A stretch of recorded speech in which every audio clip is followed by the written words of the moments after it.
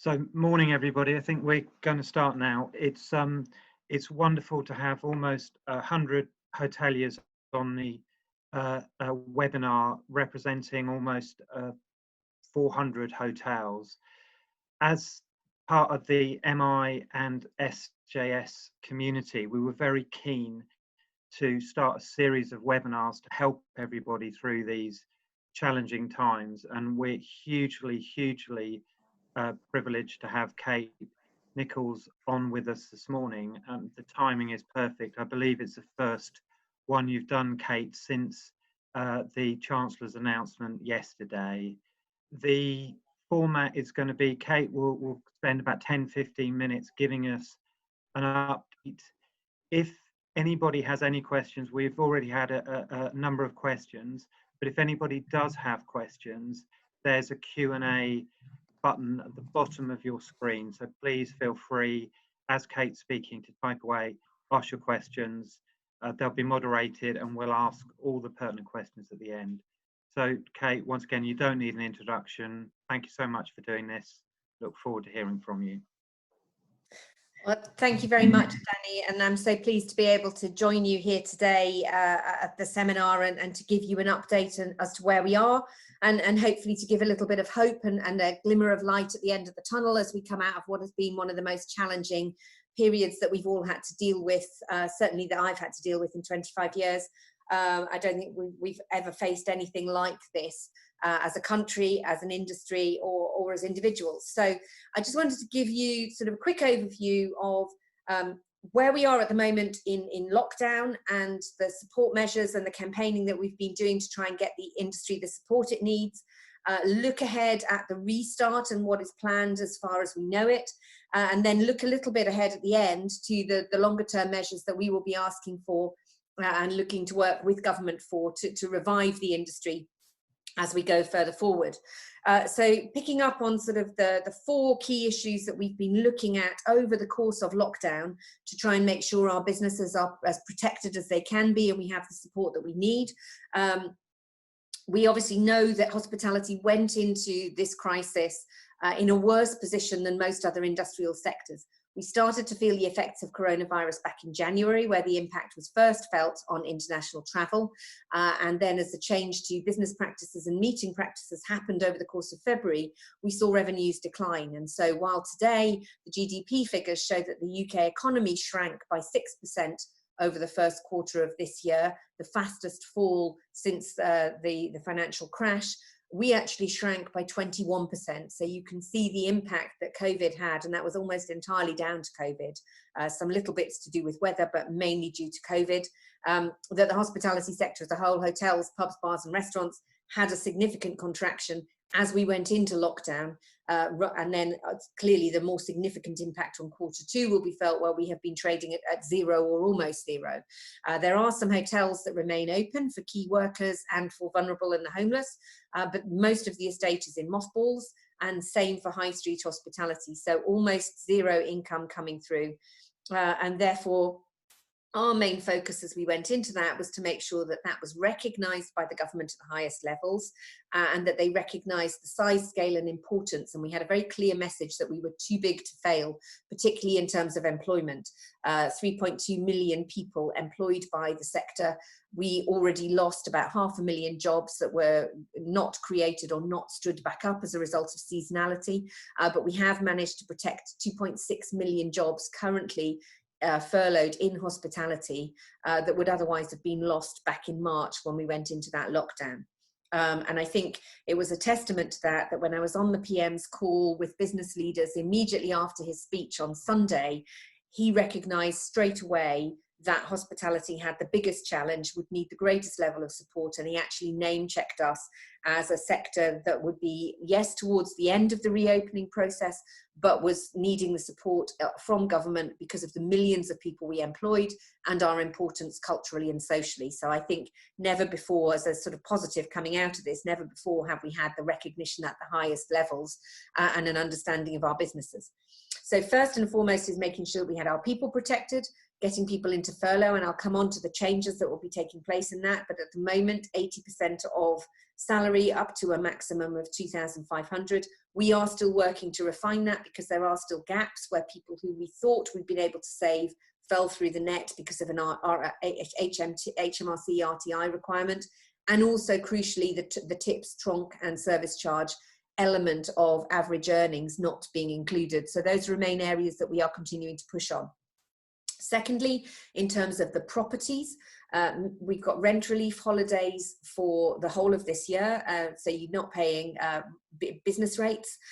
We have got rent deferment for those people who are in rented properties for the first 3 months of the lockdown period, and it's highly likely that later this week we will get that extended for a further 3 months, and that the government will put in place a debt enforcement moratorium that will look at loans, mortgages and rental repayments, and making sure that there can't be any enforcement activity taken against people who are unable to pay rents, particularly critical as we go into an extended lockdown, an extended closure period, which will take us over the next quarter rent day. And then finally, making sure that we got some cash flow liquidity into the business. The grants that were passed out to hospitality businesses, we are continuing to press for the rateable value of those grants to be lifted. Currently, it's restricted to businesses with a rateable value of £51,000. We're pressing for that to be lifted to help hospitality and to provide that cash flow boost. And then continuing to work with government on the loan schemes. So hospitality was disproportionately disadvantaged in respect of that, because initially there was no access to it if you had access to property or access to other assets. Those proposals have been scrapped, and that eligibility criteria has been scrapped. So there is a greater access to the CBILS loan scheme and the CLBL's loan scheme, both of which are very low interest payments, and the government's new bounce back scheme, which will provide access to up to £50,000 of funding for any business that wants to make an application, and those are going through within 24 hours and are 100% guaranteed by the government. The final element that we're continuing to press on with government is insurance, to make sure that the insurance community plays its part in acting responsibly and honouring claims where there's a legitimate claim to be made for business interruption insurance. We're working with the insurance industry to identify what those standard terms would be that might have a hope of being covered by a claim, pushing back and identifying the problems that are arising with insurance companies refusing to pay out on claims that appear to be valid, and we have got legal advice and a QC to be able to back us up in identifying those that appear to be robust claims and have a degree of liability attached to them. And then finally, we were successful in getting the Financial Conduct Authority to take a High Court action to identify those areas where a payout should be made, and to provide that top-down push to get the insurance industry to play its part. So still some work in progress, but those were the measures that we secured through working with the government to help us through lockdown, to get us to this point in time. We're now starting to work with the government on the Restart programme, and you will have heard and seen some of the proposals that were released on Sunday and on Monday about a gradual loosening of the lockdown. Very small changes taking place in this first phase, which takes effect from today. That is about increasing personal freedoms, what you can do outside of your own home, who you can meet, and crucially an ability to go out and exercise more and travel in order to exercise, but no ability to stay away overnight, even in a self-catering accommodation, second home, let alone a hotel.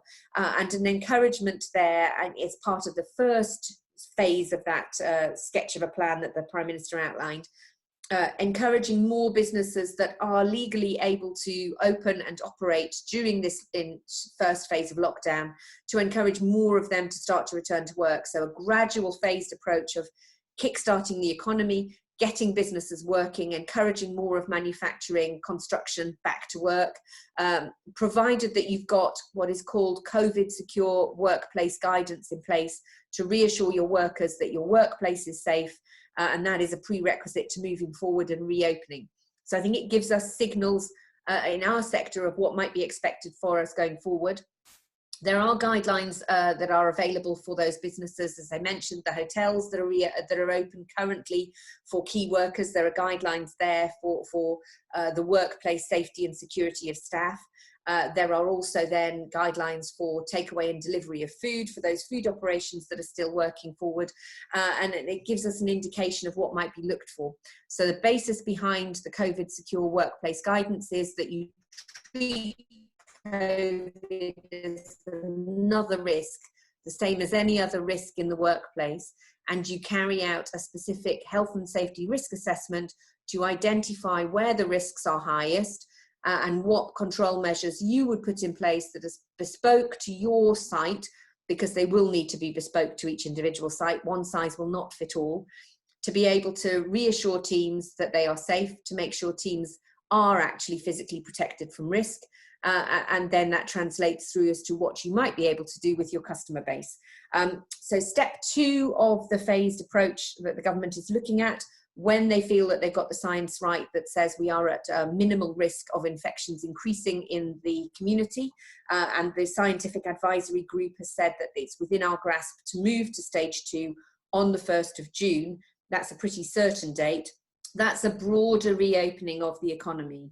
It's an increase in the accessibility to public transport and potentially changing some of those messages to the consumer around being safe to go on public transport because the control measures are in place, being safe to return to work, and perhaps reversing that guidance that says if you can work from home, you should. Maybe moving towards if you can work in your place of business safely, then you should move to going back to business, and a broader reopening of the businesses that are closed by legislation. Primarily non-food retail, but there is the potential for more activity in the hotel space, particularly for business travellers and accommodating other workers. Crucially, you will also see a return to schooling for some of the younger children and also some of the older children, particularly those who are due to sit GCSEs next year or A-levels next year. So our potential workforce who might be coming out into an apprenticeship, critical to get them back into the education environment to make sure we don't have detriment further down the line. And then stage 3, this is the more ambitious stage. Provisional date, the earliest 4th of July, but it could slip back later if it looks as though the science is saying the risk is greater. But that is when they anticipate seeing a progressive reopening of the hospitality sector. They talked about it being some hospitality businesses being able to open ahead of others. And I think you will see that hotels and holiday parks and holiday accommodation being in that first wave, having the reduced crush and customer interactions with each other, which is what the government is concerned about. And then perhaps later down the line, restaurants and bars, I think you then have to look at what social distancing measures could be in place in hotels to allow F&B to reopen. Still to be worked out. Government said that they would want to work with the industry. They will set up stakeholder groups to look at how that could work, and they will pilot and test social distancing guidelines, not just for our workforce, but also for our customers. But primarily, that social distancing control, as with the current workplace guidance, will be around a health and safety risk assessment for your own workers, in back of house primarily, also front of house, making sure that you've taken steps to minimise the risk. The key one of those will be around the 2-metre rule. They are looking at whether it could be 1 metre, but the science at the moment is suggesting 2 metres. That's not an absolute at all points in time. It is a persistent and regular and sustained contact at less than 2 metres is an indication of when you need additional control measures. So it's not an outright ban, it's just when additional controls might need to be in place. And some of the areas that have been talked about there are limiting staff rotoring, making sure that you're always rotoring a small number of teams at the same time, so you're minimizing the contact, putting in place PPE measures back of house to control risk of infection, increasing ventilation and air conditioning in order to reduce infection, opening up outside areas. So a lot of different control measures to minimize that risk. And then finally, moving on the restart phase is support for a gradual ramp up. Government has understood and accepted that opening with social distancing measures will see occupancy capacity and revenues suppressed. On average across hospitality, we know that that will see a reduction and you'll be opening with about 30% of normal revenues, and that's not likely to increase to 60 to 70% until the end of the year. So a phased tapering out of support and potentially additional support for hospitality. What we heard yesterday from the Chancellor, although it's not fully clear, we don't have all the details yet, a commitment that furlough will extend to October. So that allows businesses to plan for that gradual reopening and revamp and ramp up. Particularly important for hospitality, given that we know the earliest we can reopen is 4th of July, and that it will be in a partial way. So having that commitment that 80% furlough will be in place until the end of July at the earliest, no changes until the end of July. Our furlough scheme will be in existence beyond that date and until October. The government has talked about potentially allowing part-time furlough from that date, and also potential employer contribution from that date. It's not clear whether the two are linked, whether what the government is envisaging is that you have 80% for workers who can't come back to work, or businesses that can't reopen for longer, and then the employer contribution is just if you're coming back at a part-time level, or whether there is a suggestion that the employer would need to contribute to that 80% if you are fully furloughed and unable to return to work. So we're working through the details of that with the Treasury at the present point in time. Moving to a part-time furlough, however, would be sensible, would be pragmatic for our industry, and would allow us to bring back more team members as we gradually increase the business. And it would also allow a sort of support for one of the key costs for the business.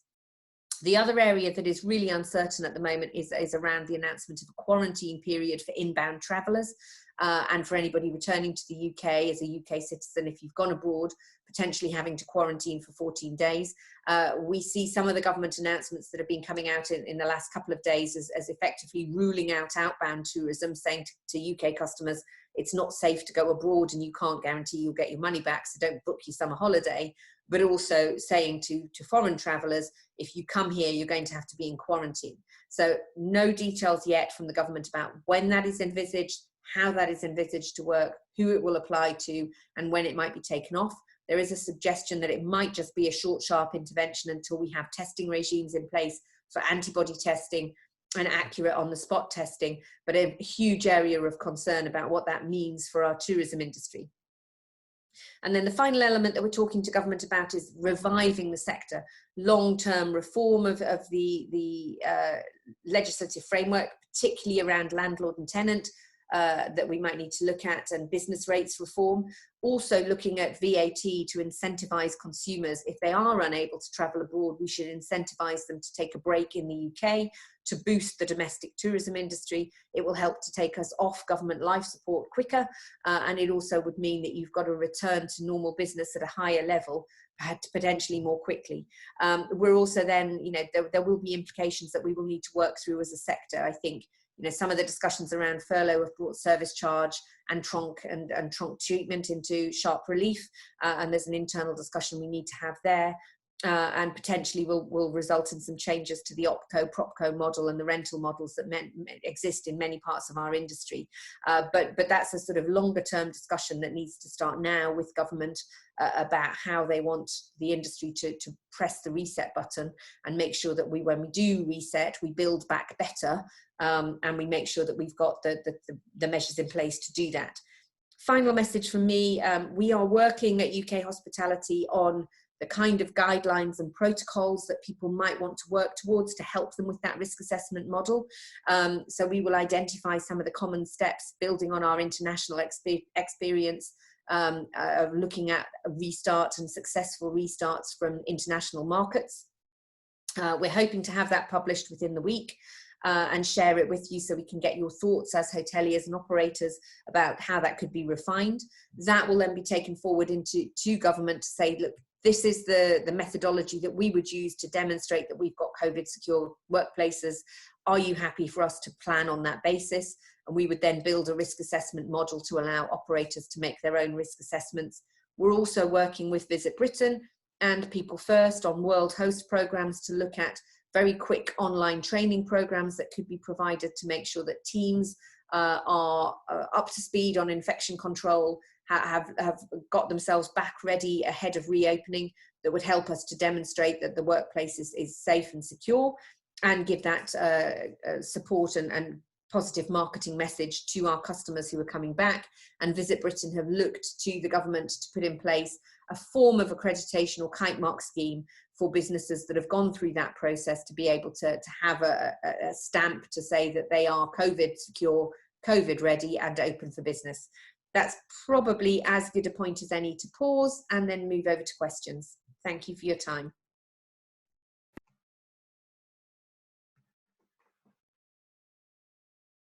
Thanks, Kate. Really appreciate that.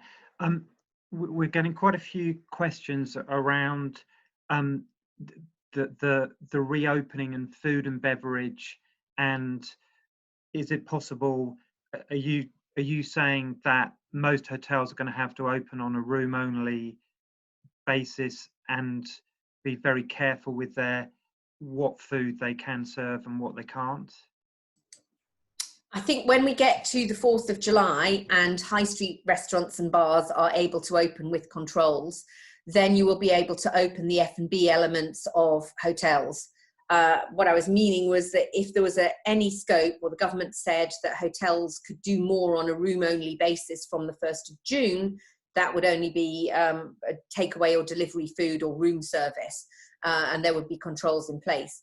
I think when hotels fully reopen from the 4th of July, there will need to be strict controls in place around social distancing and physical distancing and infection control in the restaurants and bars, in the same way that there will be in the high street. So some of the control points are around reduced capacity, clearly to space out customers when they're dining, making sure that there are gaps between groups, not necessarily between customers within the same group, but between groups. So maybe staggered seating, staggered service. Also looking at online reservations and online information, minimizing the contact points of signing. We might need to look at some of our processes where people sign stuff to a room. You may decide that you don't want to do that, so that you minimize the contact points for payment. Also then looking at the hygiene factors and the sanitation factors to minimize the number of people coming to and from the guest table for taking, ordering and payment, and drinks. So perhaps limiting the number of team members that are exposed to those customers.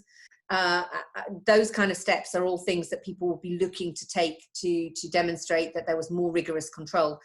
Equally, there's a lot of elements around room service where you're not necessarily taking it into somebody's room. That's what a lot of operators are doing at the moment. So you can then demonstrate that you've put in place steps to minimize the risk to your team members of reopening.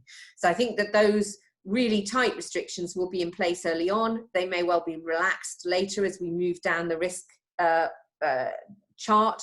Any of you saw the government's documents, there's a new risk assessment, moves from red at the top where the disease is out of control to green at the bottom where the disease is eliminated or eradicated.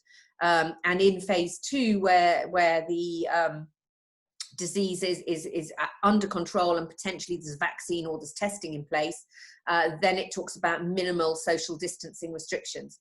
We are currently in phase 4. We are looking to move into phase 3 as we get to the 1st of June. So I think that signals that we will be reopening with social distancing requirements, and people need to plan accordingly. And that's the document that we're working on now that we'll share next week, is our suggestions of how you could demonstrate you are minimizing risks.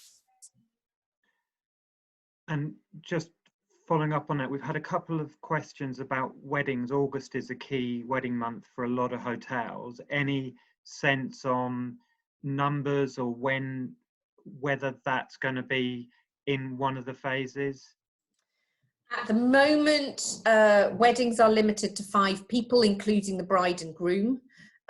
So I think they will look at that as part of phase 3, which is when you reopen restaurants, pubs, bars, and you're allowing social integration.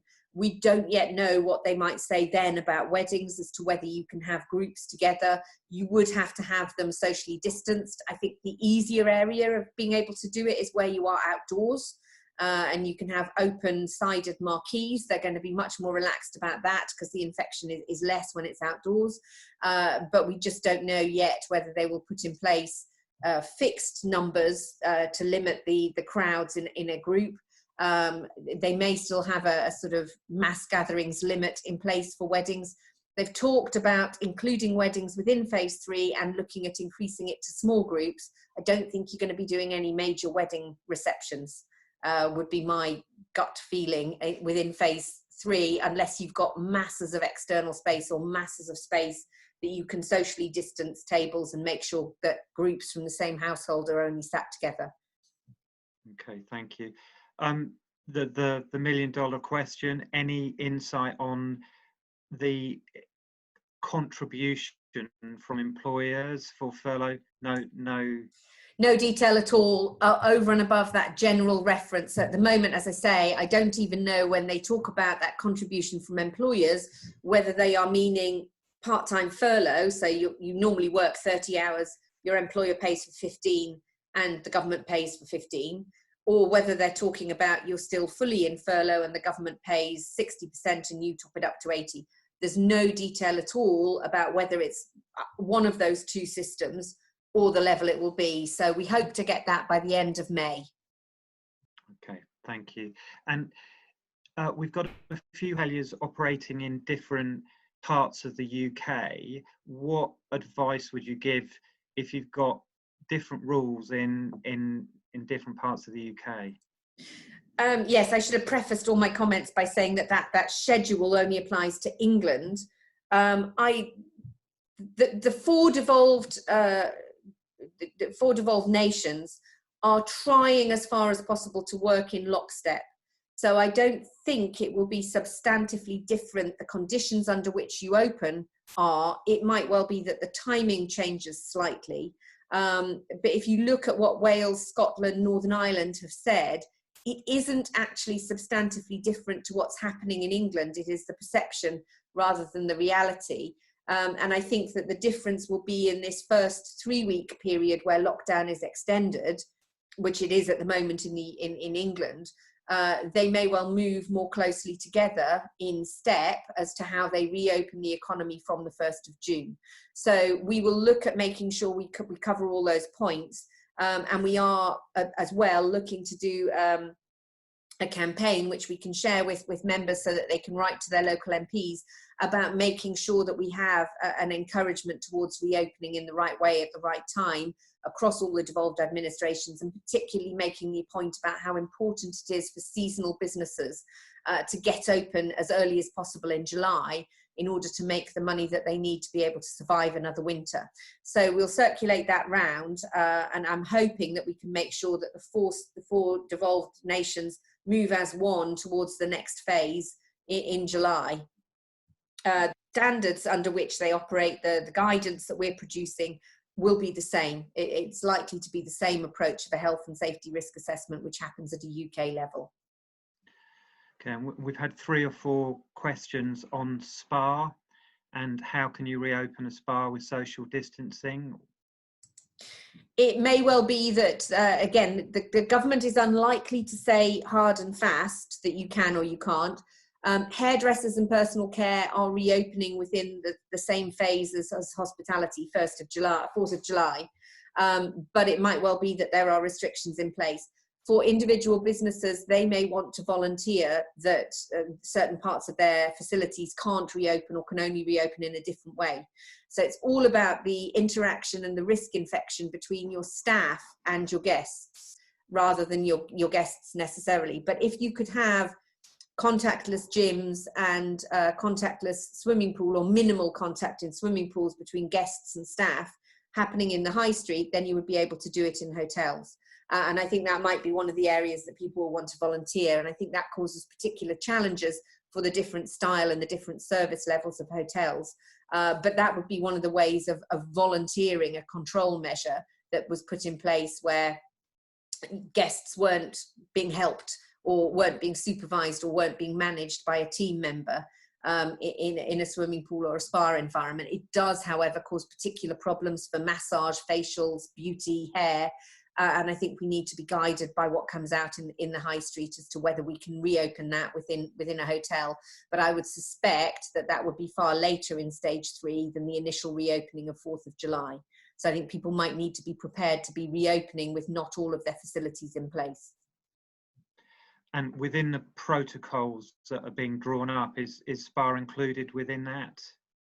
Yes, it is. Yes. So I think then we'll just be, those protocols will come in place as to when the government changes its legislation and changes the approach at a national level as to what is allowed across the high street, and then those protocols will kick in. Okay. A couple of questions around, if I read this one out, there was also mention of social distancing of 1 metre. What are your thoughts on this changing? It's currently 1.5 and so very confusing for European travellers. Yes, it is difficult. I think in Italy, France, Austria, it's a metre. The World Health Organization talks about a metre. Germany, Holland, Belgium, it's 1.5 metres. We are an outlier there in terms of looking at 2 metres. The government has asked the scientific advisory expert group to look at the difference between 1 metre and 2 metre. It is possible that they will come out with an acceptance that 1 metre might be better or able to be managed if you've got additional control measures in place, either for customers or for team members.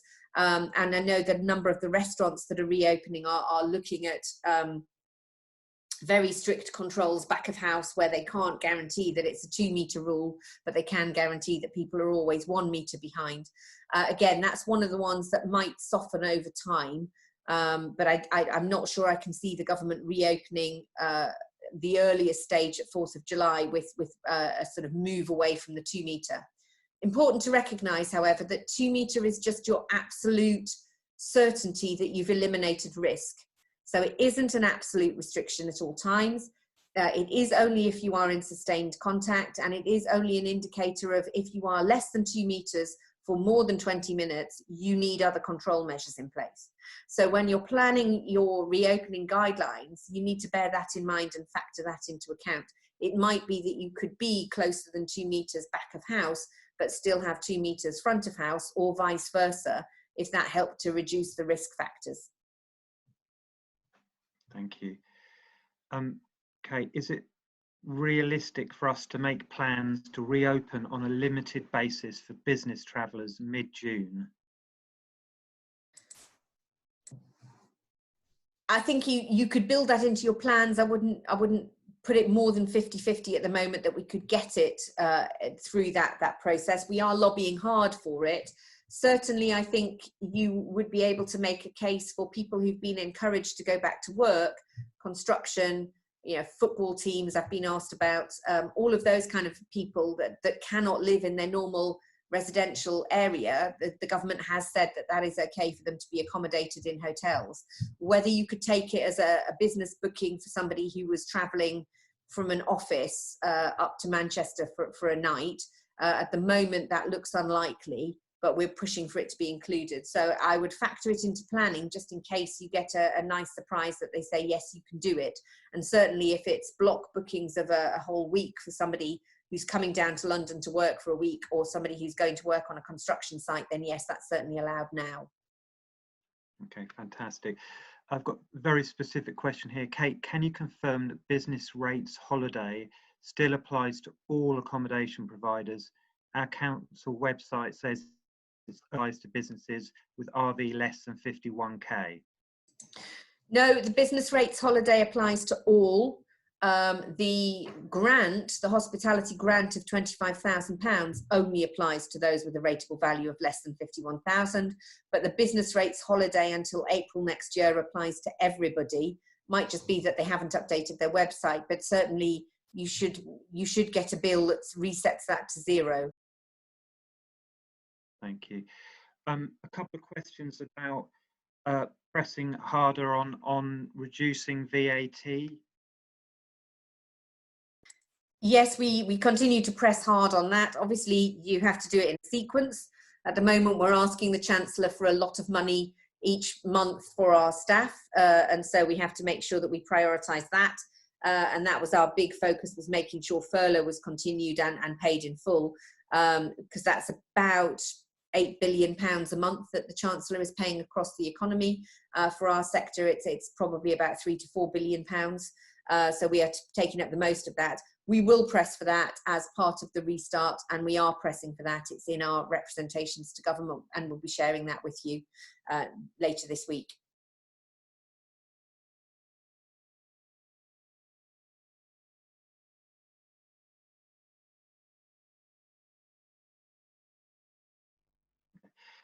More questions coming from beverage. Can hotels, i.e. in their rooms or grounds? Sorry, I missed the start of that question. So that was about, can hotels allow food and beverage to be consumed in the grounds as takeaway? Yes, you will be allowed to have food and beverage consumed in the grounds, but not before 4th of July under the present timetables. We will be pressing to see if that can be brought forward, and some outdoor use that included within step 2, which is 1st of June. But I think if you're doing it outside, you automatically reduce the risk. So the more you can do outside, the better in terms of F&B. Okay, there's some real forward planning here. Once again, crystal ball gazing. What's your expectations for Christmas business levels with traditional Christmas group events? I would anticipate, based on what the government is currently talking about, that we would have moved into phase 2 by then and be at a lower level of risk.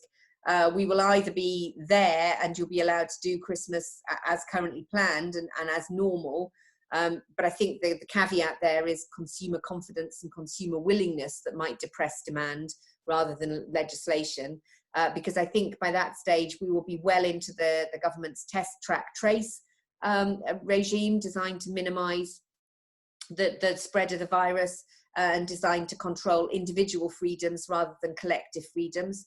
And you also might well have an antibody test at that stage, which will allow pre-booked events. I think the caveat that I would put on that is that the government is going to look at those businesses and those activities that are pre-booked, where you know who's on site, where you know in advance who's going to be there and have all of their details, because they're wanting to build that into the NHS app that they are trialling on the Isle of Wight, which allows people to be identified and any contacts traced. So obviously having an uncontrolled gathering or a mass gathering where you don't know who is present, it fills the government with dread.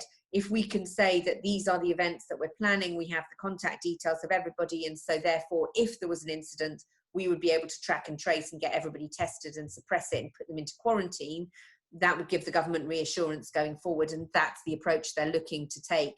So I think that's why hotels and hotel events stand a better chance of going forward. The only caveat I would put on that is that the government hasn't yet said any limits they might put on mass gatherings. So we might see that there's a cap on numbers. Okay. And in your talks with the government, a couple of questions around there'd been a lot of talk in the early days about a second spike, second wave in January, February next year. In your dealings with government, are they still seriously concerned about that? Yes, I think that's the big thing that's driving them in terms of being cautious, because this is quite a cautious and conditional set of proposals for how we move out of this. And certainly we're moving out slower and more slowly and more reticently than the government had anticipated, which is costing them more to do. It's all about making sure that the second spike is flattened and squashed, and that we're better able to deal with it. And I think the whole of this lockdown has been about buying us time to develop the testing and capacity and to develop the track, trace, test app that is critical to allowing us to move through a second phase without a second lockdown. And that's what the government is trying desperately to do. So in South Korea and in Vietnam, this is what works, and it also works in China. This is what works to allow them to move forward with these high level of infections within the community. It means that you can identify who's been where, and then you just put one person into quarantine or 10 people into quarantine rather than locking down the economy. So the fear of a second spike hasn't gone away. The threat of a second lockdown has minimized as we move forward with this trace, track, test approach. Okay. Fab. Two more questions. Could you just clarify that there's a lot of concern about people wanting to operate safely. So if effectively they follow the protocol documents that you're going to send out, would that be, you talked about Visit Britain as well and this standards. How do hoteliers ensure they're following the right protocols and the right rules? Yes, well, I think our protocols and guidance will provide that planning capacity ahead of time. Will still be driven by what government comes out with ultimately. They may reject some of our proposals, or they may want to go further and be more restrictive. So it's still a government-led approach. They will publish official guidelines probably sometime in June. They give an indication of the type of COVID secure workplace restrictions they would like to see. It will, however, be standards led. It will be health and safety led. The government will not want to be prescriptive, and they will want operators to just demonstrate they've gone through a few steps. So it is a normal health and safety risk assessment that you will need to do. Our guidance and protocols will help you do that. It will provide the template, and it will give an identification of international best practice to follow to show that you have done that risk assessment thoroughly. You will be obliged to consult with your employees on that risk assessment, so you get their buy-in, they know you've done it, and it would probably be good practice to share that with them when it's completed about the steps you have taken to keep them safe, which might include limiting your capacity and your occupancy numbers in restaurants and in bars. And then that is the sort of ultimate approach that is adopted.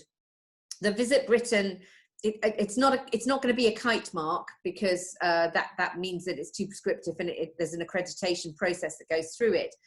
That will just be an additional rubber stamp to demonstrate to consumers that you've gone through all those processes to keep them safe as well.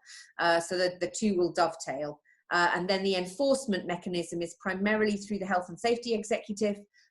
Complaints by your employees or whistleblowing by your employees, and on the consumer facing side, environmental health visits will sort of do a spot check as well around that. So it is pretty light touch for those businesses who have restarted, and the businesses we've helped to go through that to do takeaway and delivery food over the course of this lockdown have found it quite an easy step-by-step approach to take, that is bespoke to their business and doesn't seek to be sort of top-down controls. Fantastic. And I've got a very fitting question to end on. Kate, thank you for all you're doing for us, and the continued lobbying you continue to undertake is so necessary on our behalf. The question is, how are you dealing with your new role as a hospitality angel?